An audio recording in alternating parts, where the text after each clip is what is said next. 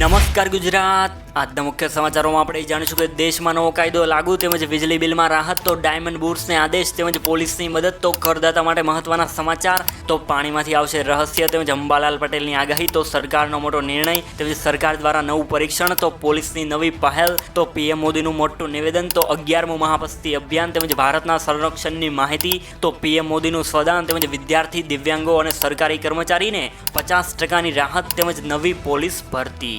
તો જાણીશું આજના સૌથી મોટા સમાચાર આ વિડીયોની અંદર। મિત્રો દરેક સમાચાર દરેક માહિતી જણાવવું એ પહેલાં ગુજરાતના દરેક મિત્રો આ પરોઢ સમાચારમાં જે નવા છે તે બધાને મારી વિનંતી છે કે અત્યારે જ સબસ્ક્રાઇબ કરો અમારી પરોઢ યુટ્યુબ ચેનલ, જેથી કરીને આજના જે કામના અને મહત્વના સમાચાર છે એ આ ચેનલના માધ્યમથી તમને મળી જાય।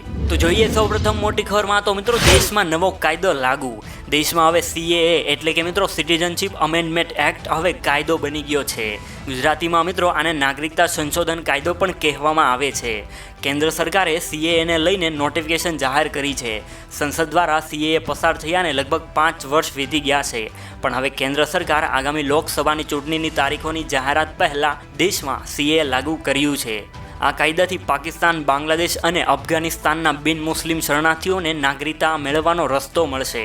આનાથી 3 દેશના 6 લઘુમતી ધર્મના શરણાર્થીઓને નાગરિકતા મળશે। હિન્દુ, શીખ, બૌદ્ધ, જૈન, પારસી અને ખ્રિસ્તી ધર્મના શરણાર્થીઓને નાગરિકતા મળશે।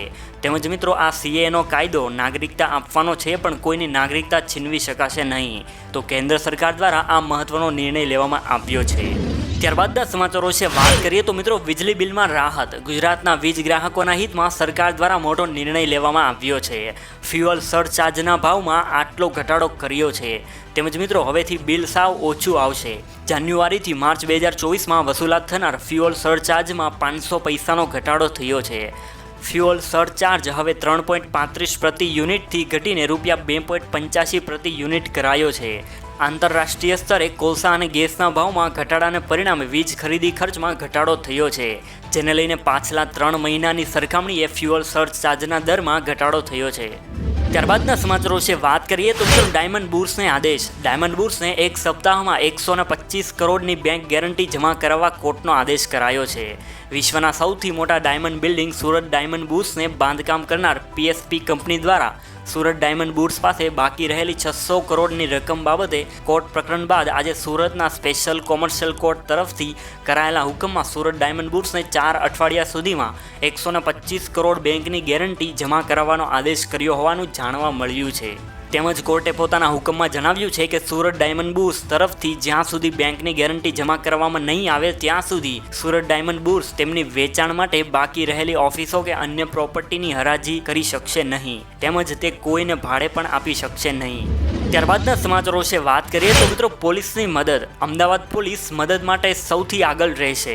બોર્ડની પરીક્ષામાં મદદ માટે અમદાવાદ પોલીસ સૌથી આગળ છે। જો વિદ્યાર્થી ટ્રાફિકમાં ફસાઈ જાય અથવા તો તેને કંઈ મુશ્કેલી આવે તો વિદ્યાર્થી 100 નંબરનો સંપર્ક કરી શકશે। એટલે પોલીસ વિદ્યાર્થીઓને મદદ કરીને સમયસર પરીક્ષા કેન્દ્ર ઉપર પહોંચાડી દેશે।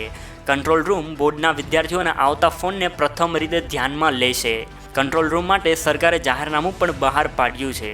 ત્યારબાદના સમાચારો વિશે વાત કરીએ તો મિત્રો કરદાતાઓ માટે મહત્વના સમાચાર। આ ટેક્સ પેયરને મળ્યો IT વિભાગનો મેસેજ અને ઈમેલ। આનું કારણ મિત્રો એ છે કે IT વિભાગે એક અભિયાન શરૂ કર્યું છે, જે અંતર્ગત IT વિભાગો એવા કરદાતાઓને ઈમેલ અને મેસેજ મોકલી રહ્યા છે કે જેણે વર્ષ 2023-24નો ટેક્સ ચૂકવ્યો છે, છતાં તેના આર્થિક વ્યવહાર મેચ થતા નથી। IT વિભાગે એવું કહ્યું છે કે આવા લોકો તેના ટેક્સની ગણતરી ફરીવાર કરી શકે છે અને 15મી માર્ચ પહેલાં તેનો ટેક્સ જમા કરાવી શકે છે। કરદાતાઓના વાર્ષિક માહિતી અહેવાલ દ્વારા કોઈ પણ ટેક્સની ભૂલ જાણી શકશે। ત્યારબાદના સમાચારો વિશે વાત કરીએ તો મિત્રો પાણીમાંથી બહાર આવશે રહસ્ય। જી હા મિત્રો, ભારત હવે સમુદ્રયાન લોન્ચ કરશે। ઇસરો હવે સમુદ્રયાન લોન્ચ કરવાની તૈયારીમાં છે। બંગાળની ખાડીમાં મિશન સમુદ્રયાન સંબંધિત અનેક સફળ પ્રયત્નો કરવામાં આવ્યા છે।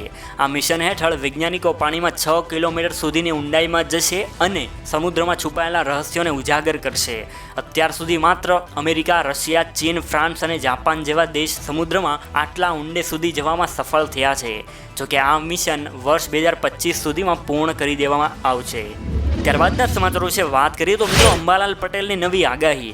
અંબાલાલ પટેલે વધુ એક આગાહી કરી છે, જેમાં તેમણે વધુ એક ચક્રવાતની આગાહી કરી છે. તો મિત્રો તમને જણાવી દઉં કે વેસ્ટર્ન ડિસ્ટર્બન્સના કારણે ઝાકળ વર્ષા અને હળવો વરસાદ થઈ શકે છે. 18 થી 21મી માર્ચ દરમિયાન વેસ્ટર્ન ડિસ્ટર્બન્સ આવવાની શક્યતા છે. અંબાલાલ પટેલની આગાહી અનુસાર આવનારા દિવસોમાં ગરમીનું પ્રમાણ વધશે. આ ઉપરાંત મધ્ય ગુજરાતમાં તાપમાનનો પારો 38 ડિગ્રી સુધી પહોંચવાનું પણ અનુમાન લગાવવામાં આવ્યું છે. ત્યારબાદના સમાચારો વિશે વાત કરીએ તો મિત્રો સરકારનો મોટો નિર્ણય. મિત્રો શિક્ષકોને મળશે જૂની પેન્શન યોજનાનો લાભ. મિત્રો લાંબા સમયથી જૂની પેન્શન યોજનાને લઈને મહત્વના સમાચાર સામે આવ્યા છે. જેમાં રાજ્યના ગૃહમંત્રી સાથે રાષ્ટ્રીય શૈક્ષણિક સંઘના આગેવાનો સાથે બેઠક યોજાઈ હતી. આગામી લોકસભા પહેલાં સરકાર આ મહત્વનો નિર્ણય શિક્ષકો માટે લઈ શકે છે.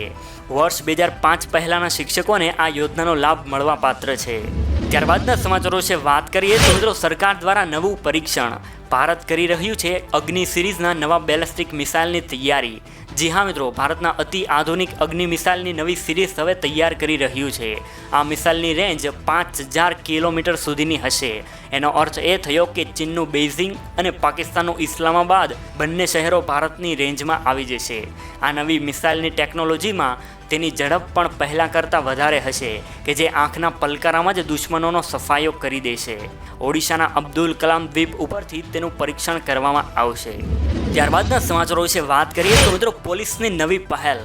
અમદાવાદ શહેરમાં દેશનો પહેલો સ્માર્ટ પ્રોજેક્ટ. જી હા મિત્રો, અમદાવાદ પોલીસે બહેન દીકરીઓને તેમજ સિનિયર સિટીઝન અને નાના બાળકોની સુરક્ષા માટે અનોખો પ્રોજેક્ટ લઈને આવી છે. જેમાં અમુક ખાસ રોડ ઉપર જ વિડીયો કોલિંગ બોક્સ લગાવવામાં આવ્યા છે. એનું બટન દબાવતા જ પોલીસ છે એ મદદ માટે દોડી આવશે.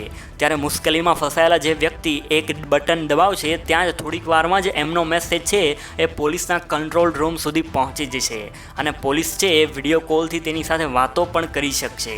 આ આખી વ્યવસ્થા અમદાવાદ શહેર પોલીસ દ્વારા પ્રથમવાર કરવામાં આવી છે. આનાથી સામાન્ય જનતાને બહુ મદદ મળશે. અમદાવાદ પોલીસ દ્વારા આ જાહેર જનતાના હિત માટે આ વ્યવસ્થા કરવામાં આવી છે. ત્યારબાદના સમાચારો વિશે વાત કરીએ તો મિત્રો પીએમ મોદીનું મોટું નિવેદન.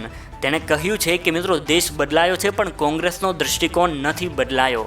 જી હા મિત્રો, ગઈકાલે દ્વારકા એક્સપ્રેસવેના ઉદ્ઘાટન દરમિયાન પીએમ મોદીએ કહ્યું છે કે અમારી સરકાર દેશનો ઝડપથી વિકાસ કરી રહી છે. ત્યારે કોંગ્રેસ આ વિકાસને પચાવી શકતી નથી. ત્યારે કોંગ્રેસમાં વિકાસના મુદ્દા ઉપર ચર્ચા કરવાની પણ શક્તિ બાકી રહી નથી. આથી કોંગ્રેસ છે એ માત્ર નકારાત્મક જ વાતો કરે છે. આ સિવાય મિત્રો પીએમ મોદીએ કહ્યું છે કે છેલ્લા 10 વર્ષમાં દેશ ઘણો બદલાઈ ગયો છે પરંતુ કોંગ્રેસ દ્વારા સરકારને પાડવાની જ કોશિશ થઈ રહી છે પણ તેનાથી કશું થવાનું જ નથી. આથી મિત્રો જે કામ કરે છે જનતા છે એને જ મત આપશે. જો આ વાત સાચી હોય તો મિત્રો કમેન્ટમાં તમારો અભિપ્રાય જરૂરથી જણાવજો. ત્યારબાદના સમાચારો વિશે વાત કરીએ તો મિત્રો 11મું મહાપસ્તી અભિયાન. અરહમ યુવા સેવા ગ્રુપના 11મા મહાપસ્તી અભિયાન દ્વારા કરવામાં આવેલ એક પ્રકારની સામાજિક પહેલ છે. જેમાં AYSG એટલે કે મિત્રો અરહમ યુવા સેવા ગ્રુપ સંપૂર્ણ માર્ચ મહિના સુધી દેશભરમાં ઘરે ઘરે જઈને પસ્તી એકત્રિત કરે છે અને વિવિધ સ્વરૂપોમાં જરૂરિયાતમંદ લોકો માટે શિક્ષણને સહાય આપવા ફંડ એકત્ર કરે છે. તો મિત્રો આ યુવા સેવા ગ્રુપ દ્વારા આ એક મહત્વની પહેલ કહેવાય છે કે જે જૂના પુસ્તક પસ્તીને લઈને જરૂરિયાતમંદ લોકોને મદદ કરે છે. તેમજ આ ગ્રુપ સમગ્ર ભારતમાં 60થી પણ વધુ કેન્દ્રો ધરાવે છે અને દરેક કેન્દ્ર આ મેગા પસ્તી અભિયાનમાં આગળ વધીને દિવસભર પૂરા દિલથી કામ કરે છે. ત્યારબાદના સમાચારો વિશે વાત કરીએ તો મિત્રો ભારતના સંરક્ષણની માહિતી. ભારતને આ દેશ આપે છે સૌથી વધારે હથિયાર. આ વસ્તુમાં મિત્રો અમેરિકા છે એ 3જા નંબરે છે. મિત્રો દુનિયાના ઘણા દેશોમાં સૌથી વધારે હથિયાર ખરીદવાની હરીફાઈ લાગેલી છે કે જેથી દુનિયામાં પોતાનો દબદબો બનાવી રાખવા માટે સક્ષમ થઈ શકે.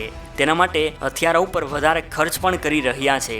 એમાં જ મિત્રો આપણો ભારત દેશ દુનિયામાં સૌથી વધારે હથિયાર ખરીદવાવાળો દેશ બન્યો છે. આ વાતનો પુરાવો સિપ્રી એટલે કે સ્વીડનના સ્ટોકહોમ ઇન્ટરનેશનલ પીસ રિસર્ચ ઇન્સ્ટિટ્યૂટના રિપોર્ટ ઉપરથી મળે છે. સિપ્રીના રિપોર્ટ મુજબ છેલ્લા 5 વર્ષમાં 2019થી 2023માં ભારતે દુનિયાના સૌથી વધારે હથિયાર ખરીદ્યા છે. ત્યારબાદના સમાચારો વિશે વાત કરીએ તો મિત્રો પીએમ મોદીનું સ્વદાન. જી હા મિત્રો, પીએમ મોદીએ કર્યું છે પોતાની જ જમીનનું દાન. તેણે પોતાની જમીન એક ટ્રસ્ટને દાનમાં આપી છે.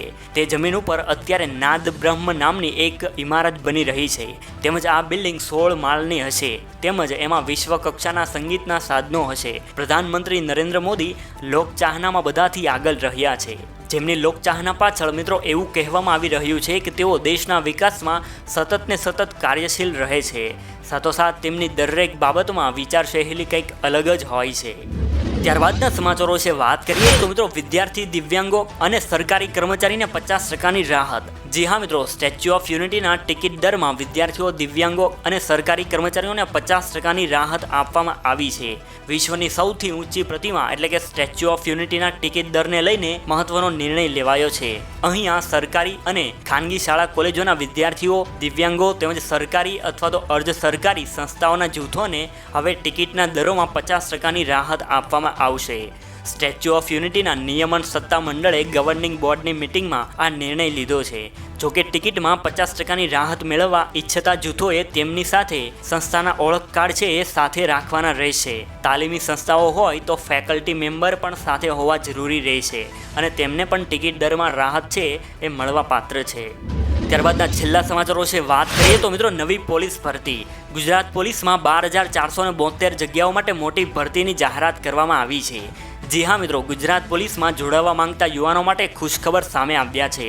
રાજ્ય સરકાર 12,472 જગ્યાઓ ઉપર પોલીસ ભરતીઓ બહાર પાડવામાં આવી છે, જેમાં નવા 472 PSIની ભરતી કરવામાં આવશે, જ્યારે 6,600 કોન્સ્ટેબલ સહિત SRPની પણ ભરતી કરવામાં આવશે, જ્યારે હથિયારી પોલીસ કોન્સ્ટેબલની 3302 પોસ્ટ ઉપર ભરતી કરવામાં આવશે. તો SRPની 1,000 પોસ્ટ અને જેલ સિપાહીની 1,013 પોસ્ટ ઉપર ભરતી કરવામાં આવશે. તો ગુજરાતના જે પણ યોદ્ધાઓ કે જે પોલીસ દળમાં જવા માંગતા હોય તે હવે તૈયારી ચાલુ કરી દો. તો મિત્રો આજના સમાચારોમાં બસ આટલું જ. મળીએ કાલે નવા સમાચાર સાથે. ધન્યવાદ.